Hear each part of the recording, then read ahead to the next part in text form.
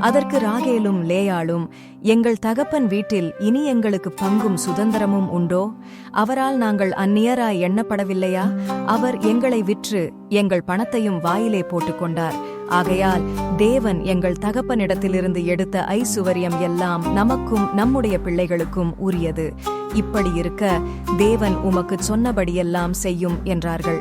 அப்பொழுது யாக்கோபு எழுந்து தன் பிள்ளைகளையும் தன் மனைவிகளையும் ஒட்டகங்களின் மேல் ஏற்றி தான் பதான் அராமிலே சம்பாதித்த மிருகஜீவன்களாகிய மந்தைகள் அனைத்தையும் தன் பொருள்கள் எல்லாவற்றையும் எடுத்துக்கொண்டு கானான் தேசத்தில் இருக்கிற தன் தகப்பனாகிய ஈசாக்கிடத்துக்குப் போக புறப்பட்டான். லாபான் தன் ஆடுகளை மயிர்கத் தரிக்கப் போயிருந்தான்.